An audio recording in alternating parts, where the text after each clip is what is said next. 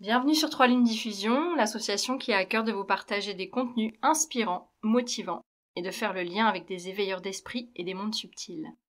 Aujourd'hui, nous sommes très heureux de recevoir Marie-Michel, une accompagnante du monde des énergies, licorne de la médoucine avraise, que toute l'équipe de Trois Lunes Diffusion a eu l'opportunité de voir en consultation, et pour qui l'expérience a été bouleversante et passionnante, ce qui nous conduit aujourd'hui à cet échange avec toi, comme première intervenante sur notre chaîne. Bonjour Marie. Tout d'abord, accepterais-tu de te présenter et de nous parler de ton parcours jusqu'à ton activité actuelle? Oui, bonjour, bonsoir. Eh bien, c'est difficile de se présenter, hein, c'est difficile de donner une définition parce que tout ce qui définit limite. Mais donc c'est pas tant dans ce que je fais à travers mon cabinet, mais c'est plus dans mon être, dans qui je suis. Parce que je suis aussi maman de 3 enfants, c'est très important. Et je dirais que ma contribution, en fait, au monde, c'est vraiment le lien à l'autre. À travers le lien à l'autre, j'arrive à éveiller, je suis comme une exploratrice des consciences, pardon. Et ce que je fais, parce que bien sûr il faut quand même répondre à cette question, j'accompagne et je fais de l'accompagnement avec des personnes qui sont sur un chemin de guérison. Alors il y a pas que la guérison physique, hein, il y a la guérison émotionnelle, spirituelle, mentale, psychologique. Et qu'on s'entende bien, je ne dis pas que je guéris, hein, même si je peux couper le feu, etc. Ce n'est pas moi. J'empuissance les gens, je leur redonne leur pouvoir pour que ils découvrent que leur corps est capable de, tous les jours, le corps il répare, il cicatrise, il digère. Leur corps est capable d'avoir une intelligence et d'entrer en auto-guérison en fait. Le corps est vraiment capable de se guérir. Il crée la maladie, mais il crée aussi la guérison. Donc je fais tout un accompagnement et quand je dis empuissancement, c'est un mouvement de l'extérieur vers l'intérieur. C'est je redonne leur pouvoir et on pourrait dire, oui, avec mes mots, on pourrait penser que c'est une approche qui est beaucoup verbale en fait et pas du tout, c'est une approche qui est corporelle. Alors j'ai 2 axes de travail. J'ai un axe, on va dire, du corps physique à proprement parler, à travers la réflexologie plantaire, qui est une médecine traditionnelle issue de la médecine traditionnelle chinoise, où là je m'intéresse vraiment vraiment au corps physique, à savoir aux différents systèmes, la synergie de différents systèmes, les systèmes nerveux, lymphatiques, digestifs, immunitaires, et où on va actionner certains organes pour qu'ils puissent se détoxiner et qu'il y ait des effets bénéfiques dans le corps. Donc ça c'est vraiment le premier axe de travail, c'est le corps physique. Après, j'ai un autre axe qui est un peu plus important même que je développe, c'est le corps émotionnel. Alors pour beaucoup, qui est aussi appelé corps énergétique, il faut que je le précise. Alors pour beaucoup, il y en a qui... tout le monde se prête à dire qu'effectivement le corps physique, il est là. On le voit, on le sent. Quand je me brûle, j'ai mal. Si je me casse un genou, voilà, je hurle. Mais par ailleurs, et pour autant, le corps émotionnel, ça me parle pas. Et pourtant, il est bien là. Quand on voit des personnes en dépression, des personnes avec des gros stress, effectivement, c'est bien le corps émotionnel. Effectivement, quand on est en dépression, il y a bien une souffrance de l'être. Et c'est bien le corps émotionnel qui, lui, demande à ce qu'on aille à sa rencontre. Et, et c'est vrai que, par exemple, si je sais pas, je suis en dépression, je vais à l'hôpital, je vais aux urgences. Effectivement, mon corps physique, l'urgentiste va dire, bah, vous avez vos constantes qui sont normales. Donc mon corps physique va aller bien et pourtant mon corps émotionnel sera en souffrance. Et donc, à travers cet axe du corps émotionnel, en séance énergétique, j'ai une lecture de ce corps. Alors, on a tous des petits dons. Et moi, mon petit don, c'est ça. C'est de pouvoir mettre des mots sur des mots. De pouvoir avoir une lecture de ce corps émotionnel, de ce qu'il veut libérer. Et je mets des mots, MOTS, sur, ça peut être des traumas, ça peut être des abus. Alors, il n'y a pas que l'abus sexuel, même si j'en fais énormément chez les femmes. Parce que ça vient en miroir dans ma propre histoire. Il n'y a pas que les abus sexuels, les abus de confiance, les abus psychologiques, les abus de pouvoir, les abus spirituels. Et je mets des mots pour que ça ne devienne pas des mots MAUX dans le corps physique. Donc voilà, c'est un autre axe. Et aujourd'hui, en fait, on le sait. On sait que 80% des maladies, elles ont une cause émotionnelle. C'est scientifiquement prouvé, on ne peut pas... Voilà. Et moi, j'adore aussi la science. J'ai un background très scientifique. Et effectivement, des traumas, des formes d'abus qui ont été dans notre champ émotionnel, qui ont été mis un petit peu sous le tapis, ressortent de temps en temps à travers des mots physiques. Donc, voilà ce que je fais, on va dire. et d'où je viens, donc moi, mon chemin de guérison, il a été, ce chemin-là, il a été un chemin d'empuissancement. Hein. Plus je me suis guérie de certaines blessures et plus j'ai pu récupérer ce qu'on va dire, des capacités de mon corps et avoir ce lien avec mon corps. Donc moi, j'ai un lien avec le corps qui a extrêmement été souffrant, on va dire. J'ai eu des abus sexuels étant jeune, refoulés.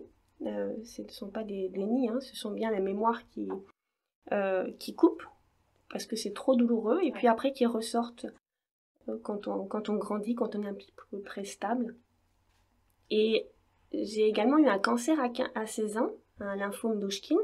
Et donc voilà, j'ai eu avec mon corps des choses qui m'ont mis en chemin. Et je pense que pour beaucoup, en fait, alors je prône pas du tout la médecine de la douleur, ou de dire il faut souffrir pour pouvoir trouver sa lumière, mais pour autant, et je l'accueille avec, parce que je suis encore en chemin, et je l'accueille avec beaucoup d'amour pour moi-même. Pour autant, c'est la voie que j'ai choisie. Hein. Donc, ça a été tout un chemin de me réconcilier avec mon corps, de retrouver ça, et effectivement, comme j'ai été un peu sortie de mon corps, comme le corps pour moi était quelque chose d'extrêmement souffrant, je me suis normée avec un travail, je me suis structurée. C'est pour ça que j'ai un background cartésien. Moi, vraiment, ça m'a rassurée, ça m'a permis de partir dans des mondes très très logiques. Ouais. Voilà, là où le corps souffrait. Mais il y avait quand même quelque chose comme une petite voix. Alors on peut dire c'est la petite voix de l'âme ou c'est un appel intérieur, mais il y avait comme une force à l'intérieur de moi qui m'a fait cheminer, qui m'a fait ok, mais là t'es toujours pas heureuse, qu'est-ce que tu fais? Mais là t'es toujours pas heureuse, qu'est-ce que tu fais? Et donc j'ai cheminé. Et ce chemin-là, ça a bien été un chemin d'empuissancement au sens où c'est un mouvement d'extérieur. Est-ce que je vais chercher ma joie à l'extérieur? Est-ce que je vais chercher l'amour de moi à l'extérieur, à travers le regard de l'autre?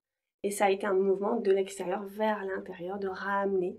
Et c'est là où j'ai découvert mon être, en fait. C'est là où j'ai découvert ma puissance. Et après, où j'ai découvert effectivement ce don-là, de médiumnité, de clairvoyance, d'avoir une lecture facile des corps. C'est facile de toucher un corps et d'interagir avec lui, de poser des questions et de l'aider à le libérer. Donc voilà, Et après, ça a été comme c'était vraiment comme une évidence de dire, ce que j'ai fait, mon parcours, mais comme beaucoup, je pense, je vais le transmettre, ce don-là, je ne peux pas. Enfin, quand vous avez une lumière, elle se transmet au monde. Donc ça se partage, voilà, c'est ça. J'ai eu cet élan de dire, non, c'est tellement énorme que je vais le partager. Super, super intéressant. Merci. D'ailleurs, sur le corps physique, ça me fait un peu penser à l'effet placebo. Est-ce que tu penses que du coup, on peut apprendre à maîtriser ses émotions et maîtriser son corps pour se soigner soi-même, ou est-ce que ça s'apprend? Est-ce que c'est un don inné? Alors j'ai énormément étudié ça parce que j'adorais les neurosciences et je suis tombée tout de suite sur des ouvrages de type Bruce Lipton ou Joe Dispenza, qui est l'effet placebo, c'est vous. Et j'ai vraiment eu à cœur de comprendre déjà ce qui m'arrivait, de pourquoi quand je touche un corps, je vois des choses, et aussi de voir comment les corps pouvaient travailler, comment on pouvait travailler. Donc, enfin moi, ce n'est que ma vérité, on est d'accord, ce n'est que ma réalité de ce que j'ai pu expérimenter dans cette incarnation, mais de dire que nous avons un corps qui est matière et nous avons une enveloppe autour de nous qui est un corps énergétique, qui est de l'énergie. Et en fait, j'associe on va dire, je vais prendre l'image, vous savez, le film Matrix, on est dans la matrice, et puis il y a des 0, des 1. Enfin, vous voyez, comme un ordinateur en fait, hein, avec des 0, des 1, avec un code binaire, on est capable d'aller voir, de faire n'importe quoi. On est capable de faire Google Earth, on est capable d'écouter des podcasts de France Culture, machin, enfin, de tout, de rien, d'aller à ma banque, de commander un plateau. Oui, tout ça avec deux... Et tout ça avec deux codes, quoi. Ouais. Et ben nous, c'est pareil, en fait. Hein. Donc, 0, ça peut être la matière, et le 1, l'énergie. Donc, Donc matière, énergie. L'un ne va pas sans l'autre. Le corps physique ne va pas sans le corps émotionnel. Le corps émotionnel ne va pas sans le corps physique. Et de ce que j'ai pu expérimenter sur la libération des corps, c'est que dans notre corps émotionnel, il y a tout un tas de croyances qui tournent et comme un petit peu des processeurs, comme une carte mère, on pourrait vraiment avoir cette analogie-là, de dire, mon téléphone, en fait, le mien ou le tien, on peut faire la même chose, hein. On peut aller sur Google, sur Facebook, etc.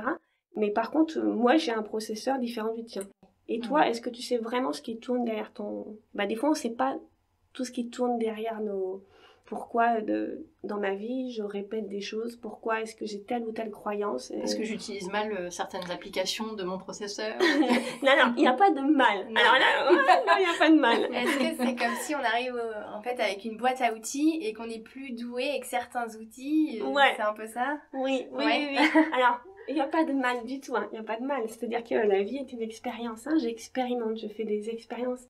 Et on sort de la dualité de bien et de mal. C'est juste que dans mon champ énergétique, par exemple, j'ai pu vivre un trauma, j'ai pu vivre un souvenir qui fait que j'ai une contraction dans l'énergie et qui va se répercuter dans le monde de la matière. Donc le 0, donc on va dire la matière, le 1, l'énergie.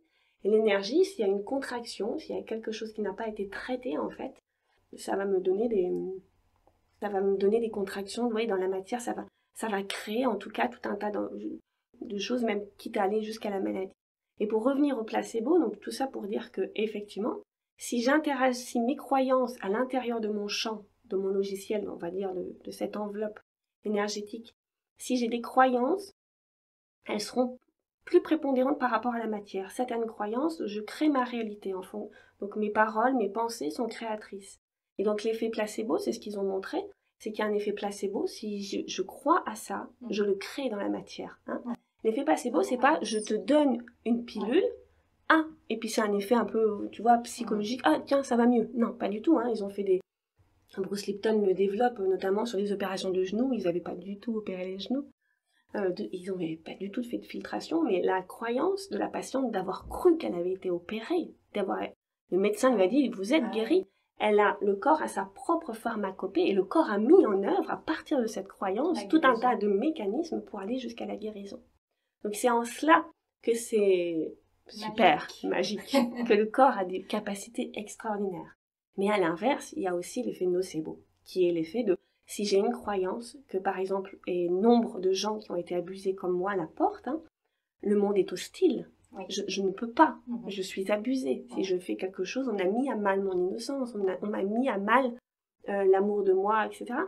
Et si j'ai cette croyance que le monde est hostile, le monde sera tout le temps hostile. En fait, je vais attirer à moi, avec cette enveloppe énergétique, vous voyez, ce logiciel-là, que des événements, des comportements addictifs, des choses qui mettent dans la matière, incarnent cette croyance. Donc effectivement, ce que j'ai pu tirer comme conclusion, et encore ce n'est que mon petit...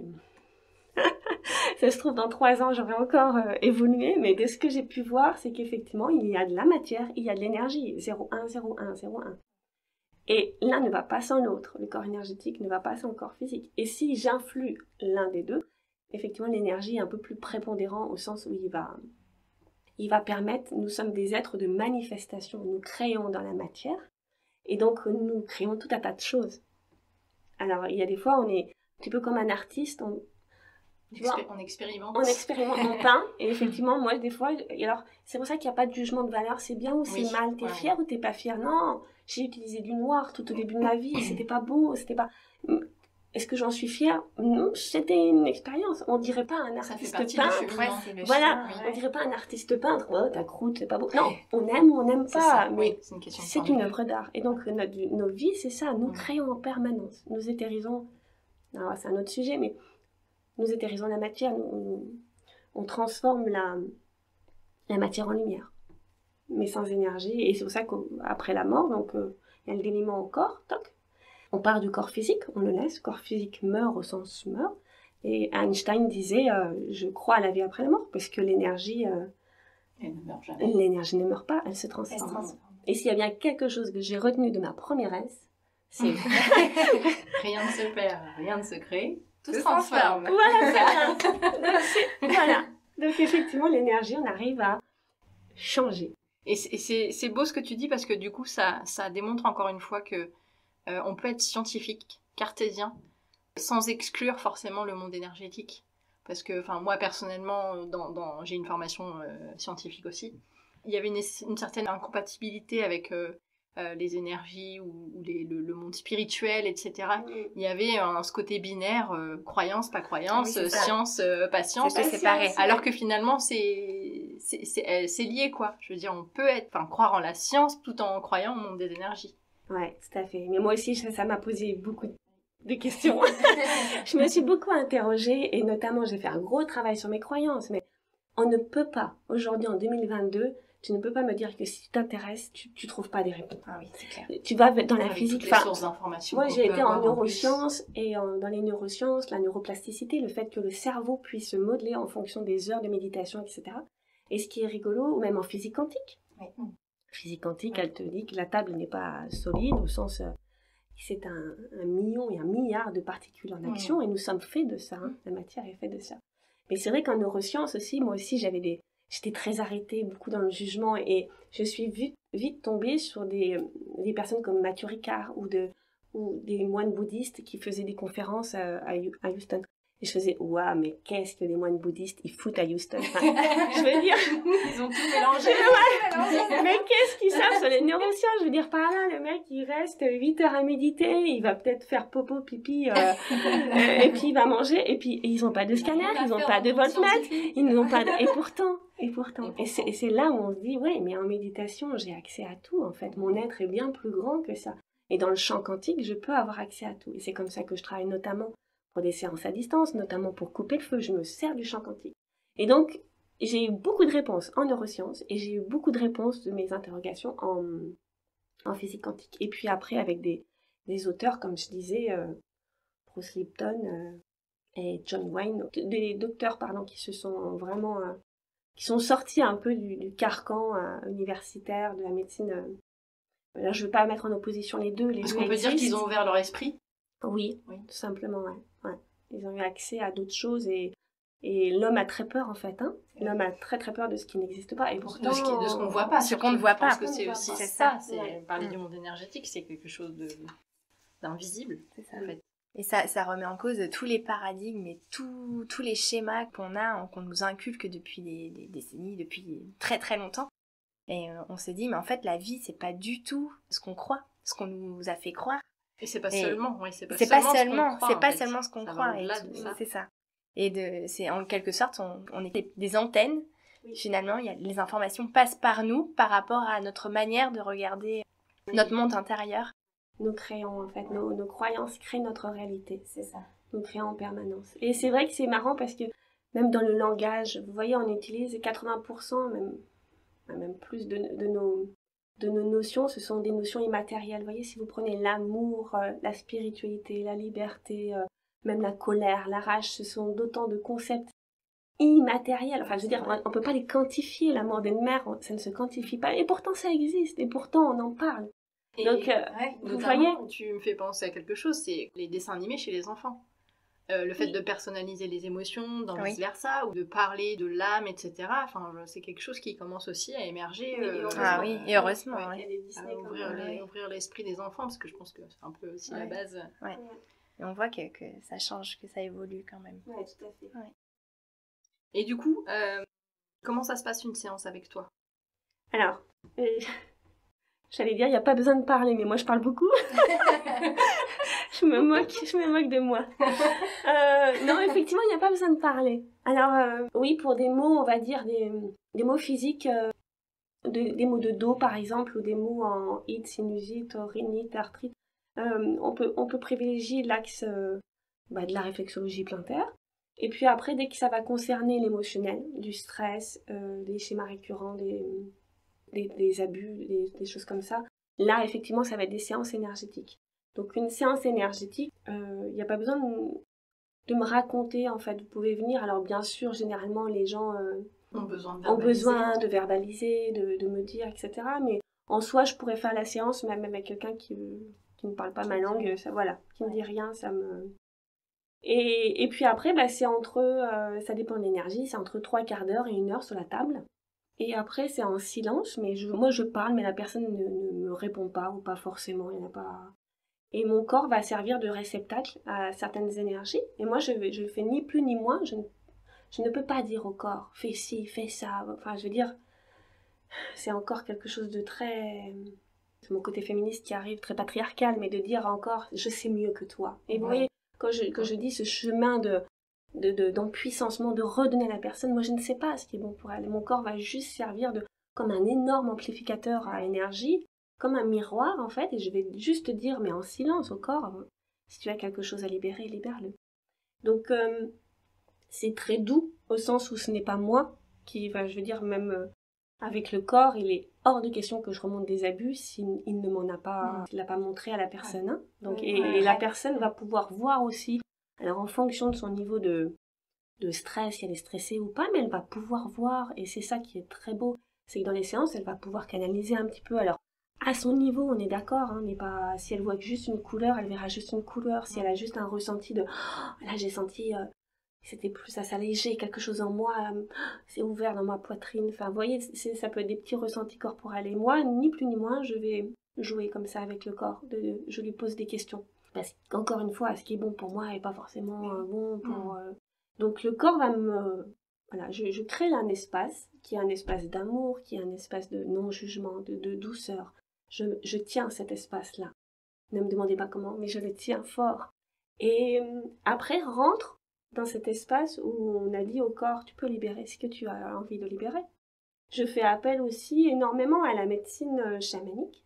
Et il peut y avoir des ancêtres qui viennent, des défunts qui viennent. Beaucoup d'animaux viennent en soutien en fait pour aider la personne et aider son corps pour lui contribuer. Et c'est la personne qui va, ok. Donc une séance ne fait pas l'autre et je peux même pas savoir à l'avance ce qui va se passer dans une séance.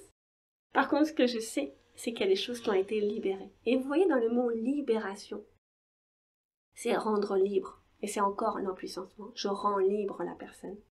Bien souvent, alors quand je dis dans la société, je ne veux pas dire la société, parce que ça veut dire que je me désengage en disant, vous voyez, il y a moi, et puis il y a la société. Non, la société, c'est aussi moi. Moi aussi, j'adore me mettre dans des boîtes. Moi aussi, ça me sécurise. Moi aussi, je veux ne pas être rejetée. Je veux appartenir. Alors je vais contraindre mon corps. Mais par ailleurs, on a quand même, vous voyez, si je prends l'analogie on lance des bouées aux gens, vous voyez. Et l'empuissancement, c'est pas lui, quand une personne se noie, c'est pas lui lancer des bouées. C'est de lui dire, je sais que c'est difficile, hein, mais là, je vais t'apprendre à nager, vraiment, je vais t'apprendre à nager. Alors, le premier réflexe, c'est d'aller la sauver. Moi aussi, enfin, j'avais ça, hein, je vais sauver tout le monde. Vous savez. Vous savez, c'est le syndrome du super-héros. Ouais, des super-héros. Et pas du tout. En fait, sur cette terre, on se sauve par soi-même. Hein. Ma grand-mère disait, aide-toi, le ciel t'aidera. Hein. Donc c'est vraiment, t'apprends à nager. Hein. Et on est un petit peu là sur terre pour ça. Et ça peut être sans effort. Ça peut être pas douloureux. Et c'est comme si je lui disais, viens, je vais t'apprendre à nager. Regarde, tu fais comme ça, etc. Et la personne, le corps, waouh, super, il y a quelqu'un qui me redonne ma puissance. Je suis capable de le faire. Et c'est ça que je disais un peu le patriarcat de, il y a quelqu'un qui est au-dessus de, mais moi je vais te dire quoi faire, je vais te dire quoi manger, je vais te dire comment dormir. Et dans cette société, c'est, alors il faut dormir 8 heures, il faut manger 5 fruits et légumes, il faut faire ci, il faut faire ça. On n'en peut plus des dictats. On n'en peut plus. Les listes s'allongent en plus. Ouais, et plus on fait ça, plus les corps, enfin, moi j'ai vu, il y a autant de vérité qu'il y a de corps. Moi, l'été, je dors 6 heures, l'hiver, je dors 12 heures, vous imaginez Parce qu'on a oublié notre cyclicité aussi, surtout en tant que femme, on est cyclique. Exactement. C'est ça. C'est aussi reprendre son pouvoir et arrêter de le donner à l'autre, le pouvoir, en fait. Et rythmer sa vie par rapport au corps et pas par rapport à ce que nous impose la société et le rythme de la société. Reprendre son pouvoir. Donc, dans la libération, il y a bien rendre libre. Je rends libre la personne. Alors, ce qui est marrant, c'est que j'ai jamais trop creusé, mais j'avais entendu que les chamans disaient, en fait, le chaman crée un espace et, alors je me considère pas du tout comme un chaman, hein, j'ai cette sagesse ancestrale, et on pourra en reparler l'épisode prochain parce que je pense que j'ai eu accès à ça. Mais vous voyez, comme si le chaman, il crée un espace et l'autre va se reconnaître dans ses blessures et va pouvoir, ok, quelque chose d'autre est possible avec mon corps, et toc, naturellement. Et sans le dire, sans même... Donc voilà, c'est un espace où, hors du temps, passé, présent, futur existent au même moment, au même instant. Donc c'est pour ça que dans l'épisode prochain, on pourra aller explorer ça aussi, de dire, effectivement, il y a peut-être pas que dans cette incarnation-là que j'ai à libérer, mais c'est ça, la libération. Alors, je souris parce que je pense des fois à des dames qui m'appellent en disant vous pouvez me nettoyer les chakras? Nettoyer les chakras. Moi, je dis... Ouais, j'ai quelque chose en moi qui... Alors, et alors, au fond de moi, alors bien sûr, je souris, mais je peux pas... Là, oui. je ne peux que accueillir, voilà. Mais au fond de moi, c'est comme encore, il faut nettoyer, c'est-à-dire qu'il y a quelque chose à l'intérieur de moi qui est pas beau, qui est pas bien, donc je ne peux pas m'aimer. Et donc, en fait, moi, le mot, alors je sais pas, je vous dis encore une fois, peut-être dans 3 ans, ce mot changera, mais c'est bien la libération, c'est bien je rends libre la personne. Et puisqu'il y a tout un tas de croyances qui tournent dans notre champ, et peut-être qu'il y a des croyances, c'est bon pour elle, hein. Moi j'ai encore des croyances, voilà, je me maquille, j'aime bien être bien apprêtée, c'est une croyance comme une autre. Et le fait de dire, c'est, quand on va libérer un corps comme ça, la croyance, c'est je ne suis plus l'effet de ça. Quand je vous parlais, vous savez, du téléphone, le logiciel qui tourne derrière, puis on ne sait pas trop ce qui tourne. Hein. Et c'est, je peux le voir. Avec la conscience, je le vois. Et après, c'est un choix. Je garde ou pas, mais voilà, au moins, mon âme et conscience, je sais que j'ai ça, mais ça me fait plaisir et je le fais quand même si c'est un... Voilà, mais je l'ai choisi. Voilà, c'est ça. Et je ne suis plus en train de subir un schéma à l'intérieur de moi où je me fais par exemple toujours abuser, où j'ai toujours ce stress-là quotidien, cette anxiété, cette panique, etc., etc. Donc c'est un chemin où, oui, je vais, même si c'est une pratique corporelle, au final, je vais à l'intérieur de moi, quoi. Et donc si j'ai bien compris, cet espace que tu ouvres, la personne qui vient en consultation avec toi, son corps va décider ou pas d'investir cet espace seulement si l'esprit de la personne est prêt.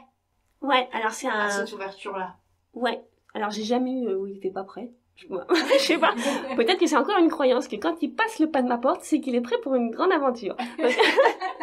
Non, mais voilà. Alors, moi, je dis souvent, c'est un triptyque. Hein. Il y a le corps qui est là. Et le corps, en fait, il bougera après. Mais pour l'instant, je vais le calmer, le relaxer pour qu'il soit prêt à accueillir le corps physique. C'est aussi le mental. Hein. Corps, esprit et âme. Donc l'esprit, pareil, c'est ok.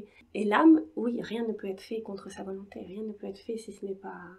Moi, j'ai vu des corps vouloir partir, hein, de dire, c'est ok, là j'ai fini mon incarnation, je vais partir, je veux mourir. Donc effectivement, on appelle à la partie... Alors, bon, les psys pourraient dire, c'est le soi supérieur... quand ils parlent de la petite voix, tu sais, de l'intuition, c'est une partie de nous qui est très élevée, oui, donc... Voilà, la partie la plus lumineuse de vous. Donc oui, on peut appeler âme. Et c'est vrai que on entend souvent aussi, bifurquer un peu, mais par rapport donc tu nous as parlé du corps émotionnel, du corps physique, et le corps émotionnel, en ce moment il y a beaucoup de choses qui circulent. On parle du corps éthérique, qu'on a plusieurs corps, etc. En fait, par exemple, moi personnellement, je m'y perds totalement. Est-ce que on peut simplifier en fait en disant qu'effectivement on a notre corps physique, notre corps émotionnel qui englobe tout le reste? Parce que des fois, en fait, tous nos corps subtils, est-ce qu'il faut connaître le nom de tous nos corps pour savoir... par exemple, plus tout ce qui est physique quantique. Plus tout ce qui est physique quantique, etc. En fait, on s'y perd. Moi, des fois, j'écoute certaines conférences et tout ça, et je me dis, mais en fait, ça me semble hyper compliqué, et je me dis, mais en fait, on réussira pas à se libérer si on connaît pas tout ça, ou est-ce qu'on peut simplifier en écoutant nos ressentis? En fait, effectivement, il y a le corps physique, et il y a ce qui nous entoure. Ma question c'est, est-ce qu'on a besoin de connaître tous ces corps-là différents pour réussir à se libérer en fait? Ou est-ce que le fait d'écouter nos ressentis sans forcément mettre de mots ou de noms sur ces différents corps peut nous aider à lâcher, sans trop définir? Moi c'est ça, quand j'ai commencé, il y a moult littérature dessus. Il y a différentes écoles, entre 7 et 48 corps subtils. Donc, vous voyez, moi j'ai vraiment réduit à le corps physique et le corps énergétique qui englobe le causal, astral, christique, etc., etc. Donc, effectivement, j'ai réduit ça vraiment 0-1. Moi, je suis très binaire, voilà. Il y a la matière et il y a le subtil. Et ta question après, ça avait été comment est-ce que... Donc, effectivement, ce corps... Vous savez, on dit souvent... La parole est au langage du corps physique et les émotions sont le langage du corps émotionnel. Et donc, effectivement, ce corps, on va dire les corps subtils, mais donc c'est pareil que ce que nous utilisons le corps énergétique ou corps émotionnel, il a son propre langage. Et ça va être pensée, sentiment, émotion ou ressenti. Et beaucoup d'entre nous, nous avons été coupés de ce lien-là, avec une culture occidentale. On est quand même un pays les plus médicamentés. Et alors, encore une fois, je ne mets pas en dualité la médecine holistique de la médecine allopathique. Pas du tout. Moi, j'ai été guérie d'un cancer et merci. Mais néanmoins, on voit bien que chez les animaux, ça ne se passe pas du tout comme ça. Chez les animaux, ils ont gardé, alors on peut parler d'un instinct, des choses comme ça, mais néanmoins, ils écoutent. Ils savent écouter, ils savent ressentir. En 2014, il n'y a eu aucun éléphant qui est mort. Les éléphants, quand ils ont senti le tsunami, quelque chose à l'intérieur de ce corps a dit quelque chose de plus grand que toi va mettre ta vie en danger. Oui. Donc ils ont été capables d'arracher des pieux de 1 mètre et de courir, et de partir. Et même les animaux le savent, en cas de tempête ou n'importe quoi. Et ce qui est marrant, c'est de se dire que nous, on a perdu ça en fait. On ne sait plus écouter notre corps. On ne sait pas. Il a vraiment son langage à lui. Et ce qui est bien, c'est que moi j'adore, parce que c'est aller voir comment ça se passe chez les animaux, aller voir des études scientifiques, et notamment ils ont fait une étude avec des chiens, où dans un rayon de, je me rappelle plus si c'était 4 ou 7 km, le chien attend son maître, va à la porte attendre. Alors bien sûr, pour pas qu'il y ait des biais, ils ont différé l'heure où le maître rentrait, mais dans un rayon, vous imaginez, de 7 km, le chien, ok, je me mets. J'ai déjà vu ça. Et nous, on n'est pas capable de se mettre en sécurité, on a perdu en fait cette conscience-là. Et quand on regarde les animaux dans la nature, il n'y en a aucun, ils sont pas perdus. Enfin, il y a pas une girafe qui dit je cherche mon chemin, ou un petit oiseau qui fait je suis tellement déprimé, je m'ennuie. Non, et ils sont. Et alors à part les chiens et les chats qui sont perdus, parce que nous on les a domestiqués, on leur a, et ben nous on a fait pareil avec les humains, on nous a domestiqués, on nous a enlevé de la conscience. Mais cette capacité à aller écouter mes ressentis, c'est énorme, ça vous donne énormément d'intuition. Je fais des ateliers sur ça notamment, et c'est très beau de voir comment quelqu'un peut se reconnecter avec ses sens. Les occidentaux, on est représenté avec une énorme tête et un tout petit corps. Vous voyez, donc on est très très dans le mental, et même les énergies, moi, que je vois sur les personnes, c'est ok, énorme charge mentale, mais par contre l'énergie a du mal à redescendre. Et je pense que c'est une des raisons pour lesquelles l'énergie est très chamanique, l'énergie est très, parce qu'il faut redescendre la personne sur la terre. Il faut la reconnecter. Voilà, la reconnecter, qu'elle puisse s'ancrer, ancrer vraiment ses fréquences. Et recevoir les énergies de la terre aussi. Et nous, on marche avec des semelles en caoutchouc. On n'est jamais en contact avec le sol. Mais pourtant, la nature, ils sont ça. Ils ne font pas, parce qu'il y a une différence entre le faire et l'être. Et nous, on est vraiment dans le faire, la société. Et on a perdu cet être. Mais pour répondre à ta question, oui, si j'écoute mes ressentis, je peux savoir. Et bon nombre d'entre vous ont déjà fait l'expérience. Quand je rentre dans une maison, je sais pas pourquoi, mais là, je me sens mal. Donc, quand il y a quelqu'un qui arrive vers vous, j'ai un mouvement de recul. Voilà, c'est juste cette conscience de votre corps vous dit, c'est peut-être pas contributif pour toi, ne reste pas là.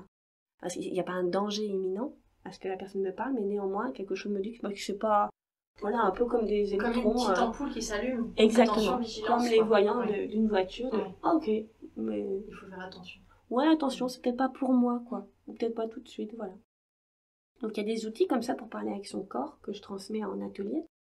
Et ça permet vraiment de se dire, mais c'est génial en fait, parce que, et moi ça a été tout mon chemin aussi, les personnes qui sont dans l'abus, qui ont vécu l'abus, de dire, mais en fait je suis en sécurité dans mon corps. C'est de dire, ah waouh, je me réapproprie mon corps physique, je suis en sécurité à l'intérieur de lui, et il peut me transmettre comme une boussole, il a sa propre intelligence, et il peut me guider à tout moment, à tout instant. Je peux me connecter à lui et il peut me dire ok. Et c'est ce que beaucoup d'artistes peuvent appeler le flow, ou même au niveau énergétique. Nous, l'énergie, on sait quoi. Quand ça glisse tout seul, quand c'est fluide, c'est ok. En fait, le corps, il est ok, je l'écoute. Et dès que, mais moi aussi, ça marche comme ça. Les semaines où je suis fatiguée, je fais je suis fatiguée. Et la semaine d'après, j'ai moins de 10 personnes en consultation, donc je sais que je dois ralentir pour me. Et donc, vous voyez, En fait, c'est une sorte d'intelligence. C'est comme la mer en fait. C'est exactement. Être capable de suivre les vagues. Et si je l'écoute pas, et ben tac, après on me rappelle à l'ordre et ok. Quoi. Et puis tu perds de l'énergie en essayant de vouloir dompter les vagues. Donc c'est pas. Et on revient sur cette notion de cyclicité qu'on a perdue, et dans la nature nous ne faisons que ça, que l'hiver, l'automne, l'été, les renaissances. Il y a une force aussi vous voyez, l'hiver de destruction, on peut dire. Hein. Pour mieux reconstruire. Pour mieux reconstruire. Alors chez nous, c'est non, pas du tout.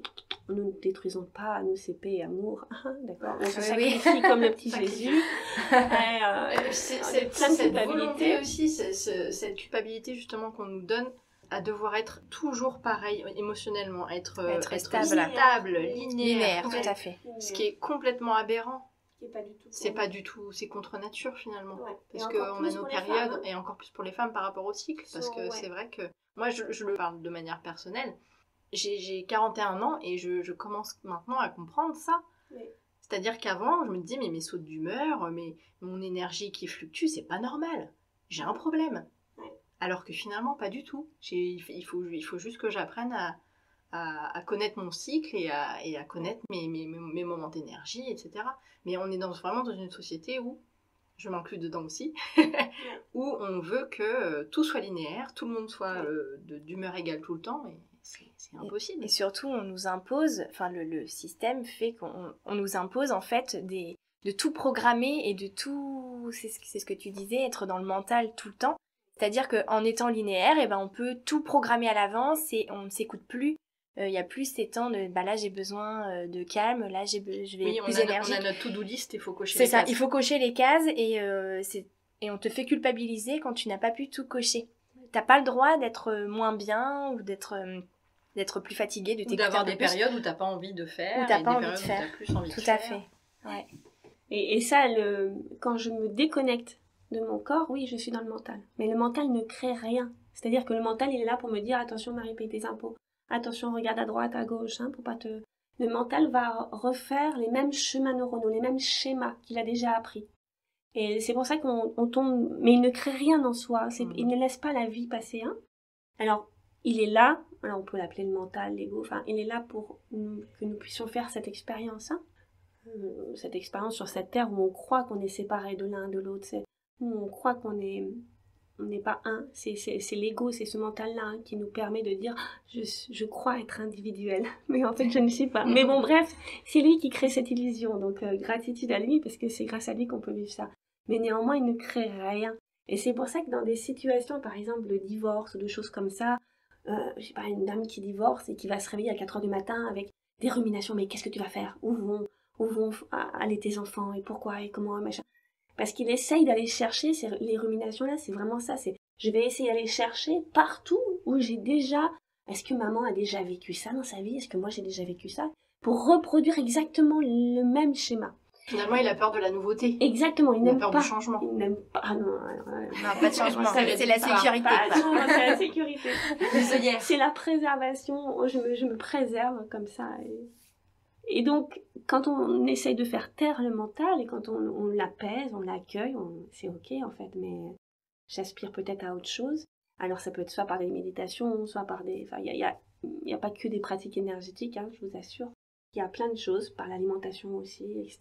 Mais quand je fais taire ça, effectivement, on sent qu'il y a quelque chose... Je me connecte alors, comme vous voulez, au champ quantique ou à une force ou à mon âme qui me donne des réponses, tout simplement. Et je suis en capacité d'aller chercher mes propres ressources. Et encore une fois, ne pas aller chercher à l'extérieur.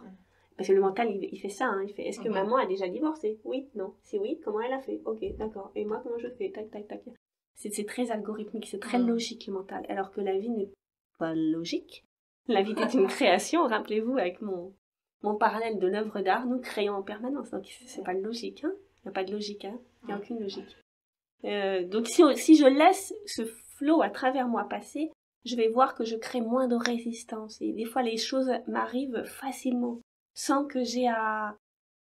moi, j'ai des grosses périodes de flow comme ça. Alors, je suis pas tout le temps surfer sur la vague. Il y a des fois des grosses contractions. Mais j'ai des grosses périodes de flow où c'était tellement évident. Bah ouais, j'ai trouvé ça direct, puis j'ai fait ça, puis j'ai manifesté plein de choses. Parce que c'était... c'était peut-être Naturel. écrit, j'en sais rien, mais en tout cas, j'ai laissé à l'intérieur de moi quelque chose passer. Et bien des gens me disent, je suis en recherche, j'ai fait ça, j'ai fait telle séance, j'ai fait tel bouquin, j'ai fait telle formation, j'ai ta. Oui, mais quand est-ce que vous avez laissé de l'espace pour que quelque chose d'autre rentre à l'intérieur de vous? Si je laisse pas de l'espace, rien ne peut rentrer. Oui, c'est cette logique de toujours remplir les espaces, Exactement. de pas laisser place à l'ennui, de pas laisser place à la réflexion, et du coup de charger, surcharger tout le temps comme nos agendas finalement. Oui. De dire on a une vie réussie quand notre agenda est plein. Les amis, les enfants, le sport, les courses, les machins, hop, bah c'est bon, ma journée est remplie, j'ai gagné quoi. Et puis Alors on se que retrouve finalement, avec un burn-out en voilà, disant mais c'est ça, j'ai rien c'est compris, ça, mon on a- corps on a- physique m'a lâché. Ça. Et pourtant le corps il donne des alertes, hein. C'est-à-dire que la maladie elle n'arrive pas comme C'est ça. sûr. Hein. Il vient toquer à la porte, toc toc, tu m'entends, Attention. tu m'entends, tu m'entends, tu m'entends. Et nous, on les met sous le tapis, hein. Non, j'ai pas envie de ça, j'ai Ouais. pas envie. Oui, c'est vrai que j'étais triste, mais bon, écoute, elle a Oui, 90 ans, c'était ma oui, grand-mère, mais- elle est morte, bon bah écoute, c'est pas grave. On a Voilà. toujours Et un mais derrière qui- voilà. Et donc en fait, il y a énormément émotionnellement, énormément d'émotions qu'on met sous le tapis comme ça, et puis un jour, bah voilà, on les met à la cave, et puis un jour la cave déborde, quoi.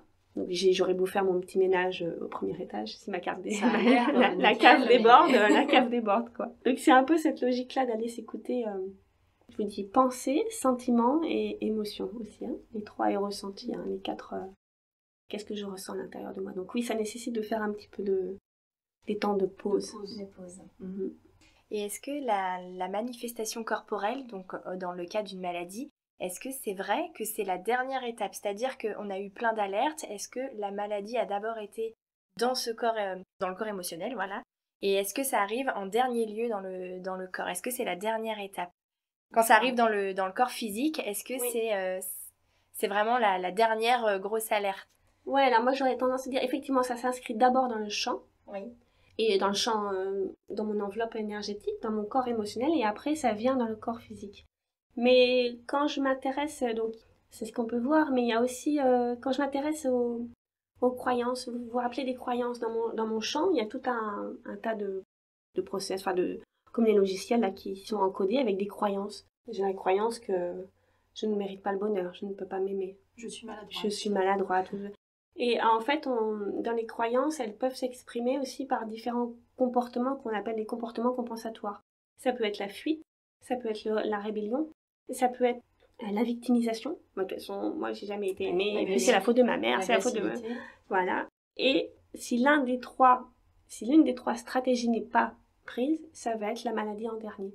Donc c'est une des stratégies que le corps va utiliser pour exprimer une contraction dans l'énergie, donc exprimer mais ça peut être aussi C'est la souffrance. C'est la dernière chance. Exactement. C'est l'un des trois. Donc effectivement, il peut y avoir des comportements de fuite, des comportements de rébellion, des comportements de victimisation. À chaque fois, il m'arrive ça. Et effectivement, si la personne ne se met pas en mouvement, alors moi j'ai tendance à dire que quand même, effectivement, on n'est pas... il faut, pour nous mettre en mouvement, on a quand même des fois besoin d'avoir des coups de pied au cul. Faut le dire comme ça, hein, sinon on met pas en mouvement les choses, on a tendance à se reposer sur nos lauriers, quoi. Oui, à se dire que de toute façon c'est comme ça et puis voilà. on peut rien y faire. Et alors que de perdre encore notre pouvoir, alors que finalement, ça peut être très difficile, hein. Alors surtout, moi je dis pas ça à une dame qui arrive, vous savez, vous avez créé votre cancer. C'est très difficile d'en entendre, mais notamment c'est quand même un petit peu de dire, ok, prenez la responsabilité, hein, parce que il y a pas évident, hein. Non, je dis, il faut être... Oui. Moi, quand je vous dis c'est un chemin d'empuissancement, et quand je dis je suis là sur le bord et je vous apprends à nager, effectivement c'est pour les courageux. Je peux pas dire il faut pas du courage. Si vous venez peut-être la première, deuxième séance, mais la troisième séance, vous ne pouvez et vous ne pourrez plus me dire c'est la faute de mon père, c'est la faute de ma mère. Donc, il faut avoir le courage d'ouvrir les yeux. Exactement, il y a ce qui est, effectivement, il y a mes expériences de vie, et après, toute ma force et tout ce que je peux, c'est ce que je vais donner un sens à ça, et ce que je vais en faire. Donc s'il n'y a pas de... Si je me mets pas en chemin, bah ok, je reste en bas de la montagne. Pour tout, finalement. Oui, je veux dire, quelqu'un bien qui est alcoolique, si on n'a pas lui-même conscience, on aura beau être autour de lui, lui dire, lui... Enfin, voilà, tant qu'il n'en prend pas conscience lui-même, il fera jamais le chemin de la guérison. Et c'est tellement plus facile de donner la faute à... C'est la faute de ma mère, c'est la faute de mon père, et puis de toute façon j'ai jamais été aimée, et moi aussi, c'est la faute de mon oncle. Donc oui, c'est un chemin Oui, qui c'est- demande du courage, mais après c'est... Courage de se responsabiliser face à De ce se qui nous responsabiliser, arrive, mais et puis, après c'est tellement beau et c'est tellement, vous voyez, gratifiant. gratifiant. De Et moi, trouver quand les soi-même personnes me aussi. disent, mais moi je vais en faire quoi de ça? Mais en fait, il n'y a rien à en faire, il y a juste à accueillir. Hein. Oui. Ça demande qu'à sortir. Enfin, vous voyez, c'est comme vous avez mis une cocotte minute, ça demande qu'à sortir, quoi. Juste accueillir, juste accueillir ce que vous avez à l'intérieur de vous. Et ce qui est marrant aussi sur ce chemin-là, c'est que les gens ont plus peur de leur lumière que de leur ombre. Les ombres, on y va toujours. Même On cherche à savoir. ouais, on y va toujours, c'est-à-dire oui, bah c'est vrai, j'étais comme ci, j'étais comme ça, ok, d'accord, J'ai mais vécu plein de choses. j'ai vécu plein de choses et noires, ouais, dramatiques, ouais. etc. Alors ça, on y va toujours, c'est vrai que mais C'est humain, de oui. votre lumière, de combien est-ce que si vous saviez quelle puissance vous êtes, si vous saviez quel créateur vous êtes, ça les gens Ça fait ont peur. énorme. Bien sûr, ça fait peur de récupérer sa puissance. Et pourquoi? C'est parce que c'est vraiment est-ce que je suis si différente des autres? Et Qu'est-ce que je vais faire de qu'est-ce cette que je vais faire de puissance ça? aussi, derrière? Qu'est-ce que je vais C'est faire ça. de ça? Mais c'est vraiment très beau et j'aime le mot puissance parce que en fait il y a le mot pouvoir, le mot amour et c'est vraiment très lié. Des fois chez les femmes c'est le chakra racine, c'est le centre énergétique de l'utérus, hein, même si elles ont eu l'utérus enlevé avec des opérations, des choses comme ça, etc. Néanmoins énergétiquement il reste là. Hein. Et c'est le chakra du cœur et énormément, il y a beaucoup de séances où je travaille dessus. C'est-à-dire que l'amour n'est rien sans la puissance, hein, c'est-à-dire que l'amour, c'est ok, c'est joli, c'est rose, c'est machin, c'est tout ce que l'on veut, c'est la lumière, c'est ok. Mais si je n'ai pas à un moment une force qui cadre, une force qui est, c'est moi, c'est mon être, ben je ne suis rien. Et nous, beaucoup de fois, même chez les femmes, hein, dans des énergies très yin, des femmes très douces, et tout, non mais je peux pas être ça, je peux pas faire ça, je peux pas. Ah ok, d'accord. Donc c'est quelque chose qu'elle ne... Ouais, c'est parce que la puissance ça a été connoté la bataille, ça a Oui. été la prise de pouvoir sur l'autre. Alors que Le c'est pas masculin ça. aussi, quelque part. Voilà, Et c'est très accepter pour connoté une femme guerre. son côté masculin aussi, quelque part. Exactement. C'est la notion de une armée puissante. Ouais. Alors que pas du tout. La puissance d'une Regarde. femme, une femme qui est dans sa vraie puissance, elle sait dire non. Elle sait dire non. Et parce qu'elle s'aime de tout son cœur, parce qu'elle Quand se on commence respecte. à dire non, Voilà. C'est dur. bah, c'est dur de le dire la première fois, mais une fois Oui. que tu commences à le dire, après, C'est c'est libérateur. de plus en plus facile. Et c'est vraiment... Vous voyez, le système immunitaire, quand je parlais de la force de destruction, parce que moi j'aime beaucoup, il y a en Inde notamment, il y a Shiva, c'est la déesse, c'est un dieu, une déesse, je me rappelle plus, enfin bon bref, il y a Shiva qui est l'ordre de la destruction. Et nous, notre système immunitaire, par exemple, il détruit tout simplement. Enfin, je veux dire, si c'est quelque chose étranger, sinon on meurt, hein, c'est clair. Donc tout ce qui n'est pas moi, à l'intérieur de moi, tout ce qui est étranger à moi, est détruit. Hein. Je m'emploie avec mes globules blancs à éliminer, éradiquer.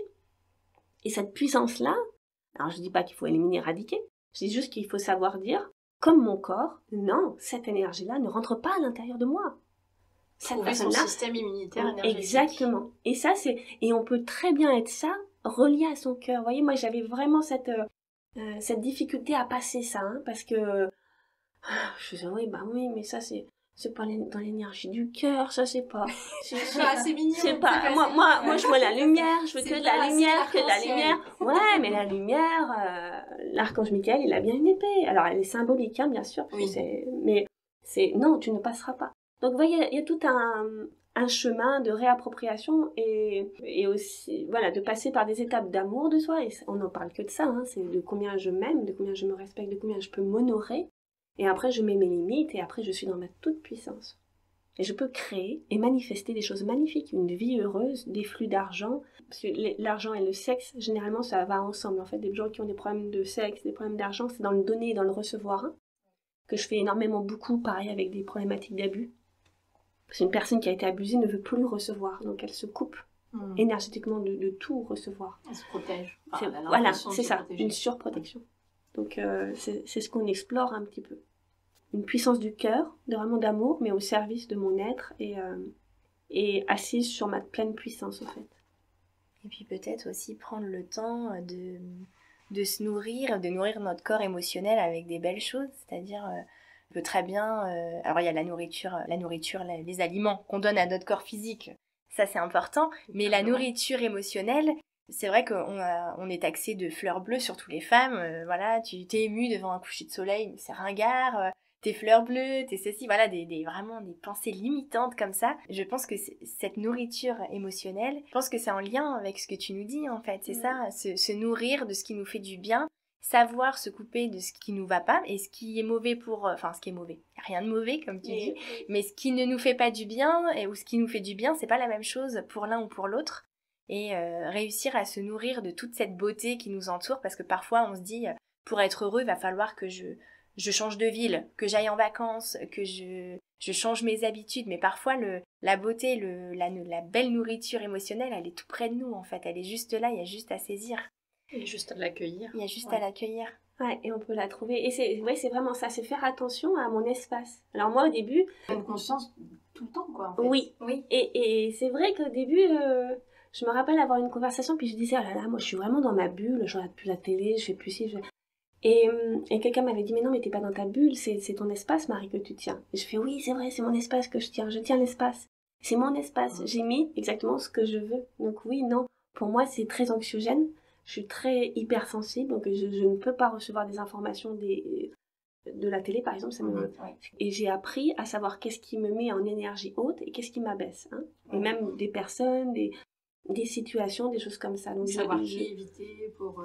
ouais, et puis même des comportements, de dire, voilà, si je sors, je sais qu'effectivement, moi, par exemple, quand je travaille, même tous les jours, même pas quand je travaille, mais il faut que j'aille à la terre, absolument marcher pieds nus. Il faut que je puisse... Tu utilises le mot travail. Ah oui, il faut pas que j'utilise le mot travail.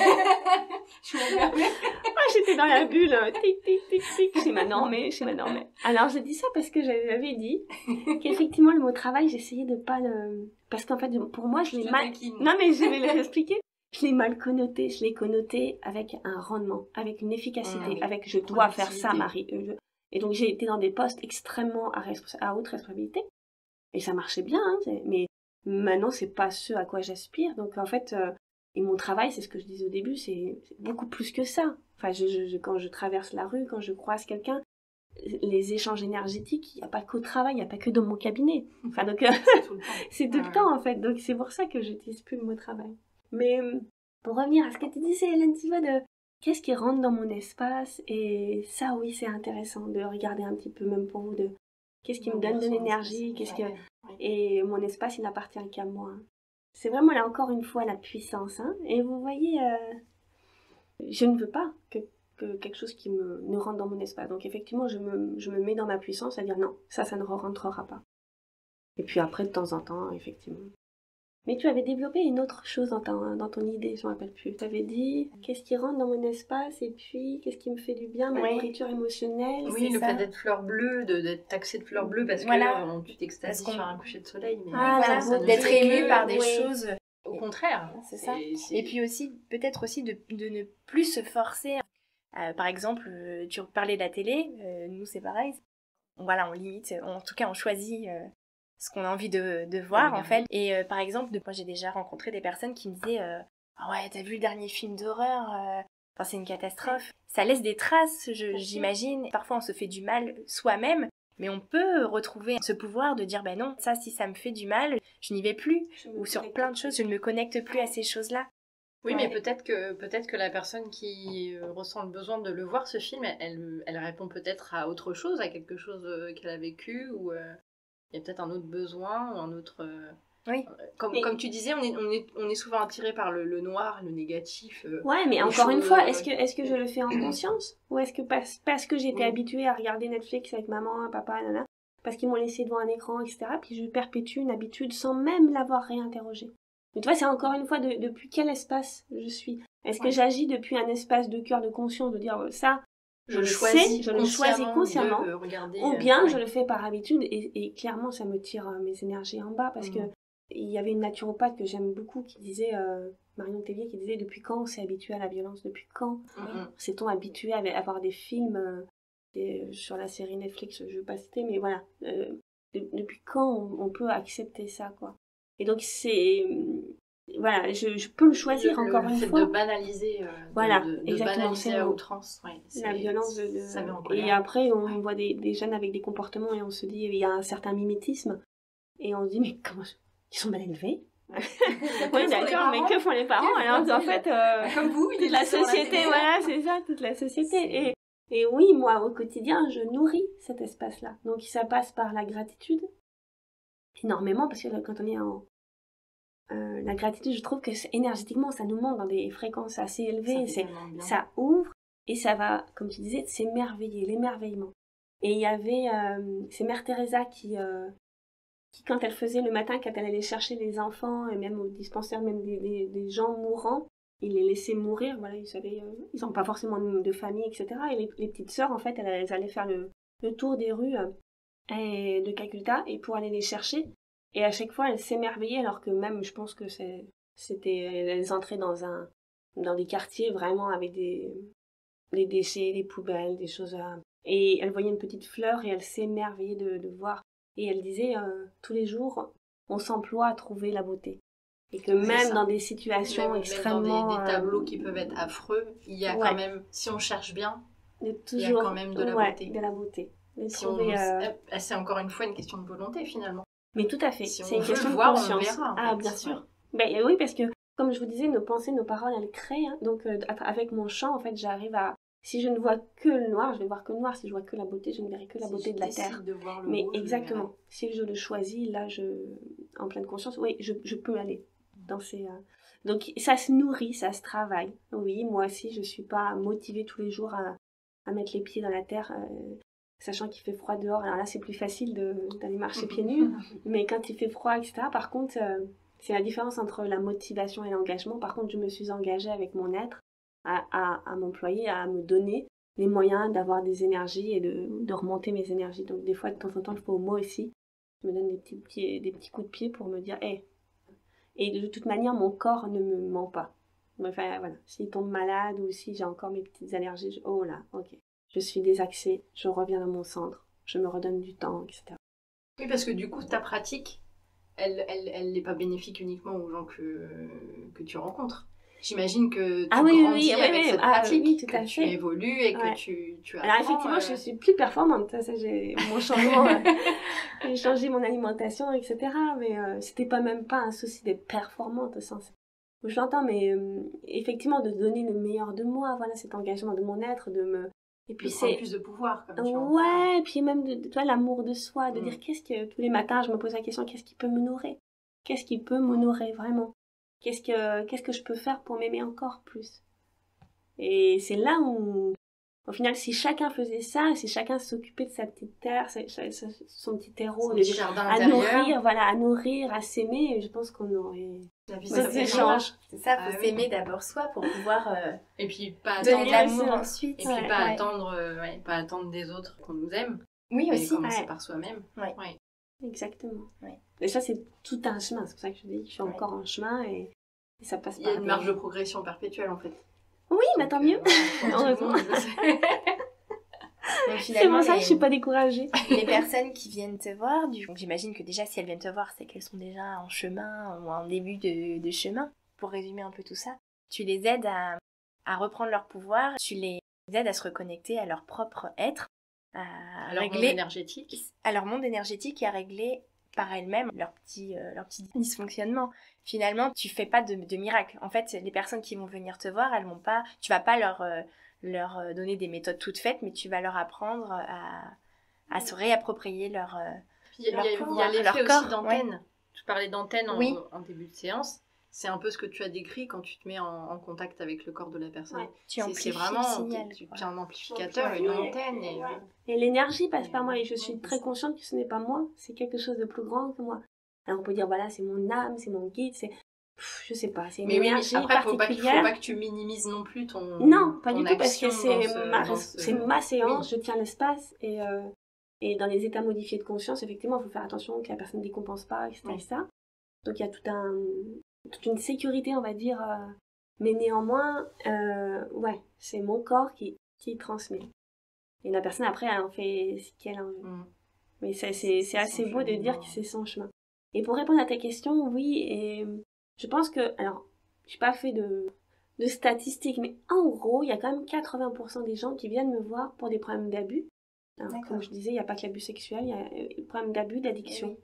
Et il y a 20%, c'est vraiment pour les monter en conscience, comme s'ils avaient à déblayer certaines choses et ils ont des capacités, je travaille avec des magnétiseurs, avec des médiums, ils ont certaines capacités, il faut juste que il faut juste les monter un petit peu, leur donner un petit peu, alors je ne leur donne rien, c'est-à-dire que je n'enseigne rien, je n'ai rien à enseigner.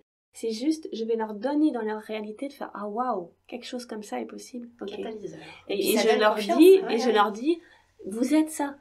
Donc vous n'allez pas chercher 36 000 livres, etc. etc. Vous l'êtes. Donc, et ça s'expérimente. Hein. Le corps, il demande que ça. L'âme, je te donne 36 000 bouquins sur le pardon. Tu vas apprendre le pardon. Tu vas... Non, l'âme, elle veut expérimenter dans la matière. L'âme, elle lit pas. Elle lit pas les livres. Et ça serait trop simple, moi, dans ce cas-là, je les aurais déjà tous lus. Mais donc voilà. Donc si par exemple, sur mon chemin, j'ai expérimenté, moi en tout cas, ça va être l'amour de moi, le pardon, etc. Je vais devoir l'expérimenter. Hein. Donc c'est quelque chose de très... Oui, il n'y a pas de théorie, on expérimente. Quoi, en fait. Non, pas ça n'existe pas, c'est que de la pratique. Donc quand je les monte en conscience, quand je leur ouvre leur capacité, je rouvre pas parce qu'ils ont ça en eux, mais on va dire on libère une force à l'intérieur d'eux et ils se reconnectent tout seuls parce qu'effectivement c'est leur contribution au monde, c'est ce tu leur apprends à nager. Voilà, c'est exactement ça, à leur manière. Génial. Et on nage tous de manière différente. Et c'est vrai qu'en ayant fait une séance, on en avait discuté, on a eu la chance d'avoir une séance avec toi. Moi, je suis sortie de cette séance avec toi, mais je me suis sentie... il y a eu le avant et le après, en fait. Il y a quelque chose qui a changé en moi et je me suis dit, je suis capable, en fait. Je suis capable d'être à l'écoute. De cette puissance énergétique. De cette puissance-là, et tu exactement. Le disais tout à l'heure, ça fait peur. C'est vrai, ça peut faire peur. Ah, notre lumière, elle fait peur. La lumière, elle fait peur. Donc c'est vrai que c'est un monde de séparation. En fait, ta séance, elle est actée sur un certain temps. Mais le travail, il se fait bien longtemps. Ouais. Il y a des prises de conscience qui sont... et même moi qui parfois même plus la mémoire de ce qui a pu être dit, parce que c'est moi aussi, je suis en état modifié de conscience quand je fais. Donc j'ai pas toute la mémoire de ce qui s'est passé, de tout le... Et puis je vois même pas le quart de l'énergie. Enfin voilà, il y a des choses qui passent et c'est très bien. Moi j'en vois, je donne souvent l'exemple, c'est une dame qui venait pour un problème complètement différent et après, elle revient et puis elle me dit « Mais j'arrive à passer le pont de Normandie. Vous imaginez, c'est génial, j'ai plus peur. » Alors que j'avais pas du tout travaillé sur une mémoire. Oui, mais du coup, mais en fait, le corps s'est mis. Voilà, et ça veut dire que le fait de travailler sur un certain point, comme tout est lié dans le champ énergétique et dans le corps, finalement, ça impacte de manière vertueuse. Et ça fait vraiment ricocher sur mon étang. Et donc voilà, donc c'est une énergie qui passe et c'est... Oui, parce que c'est le corps, quand on se rend compte de ses capacités, après, oui, il y a un avant et un après. Il y a un avant et un après, tout à fait. On confirme, oui. Est-ce que tu aurais un petit mot pour la fin, Marie? Pas spécialement.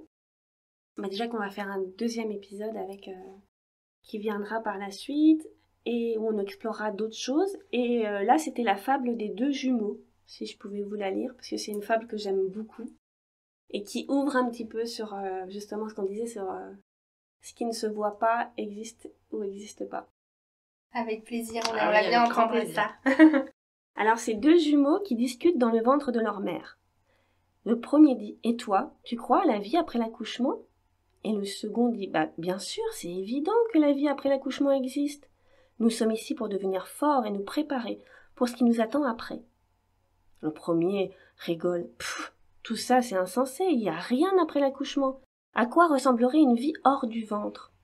Eh bien, il y a plein d'histoires à propos de l'autre côté. On dit que là-bas, il y a beaucoup de lumière, beaucoup de joie et d'émotions, des milliers de choses à vivre.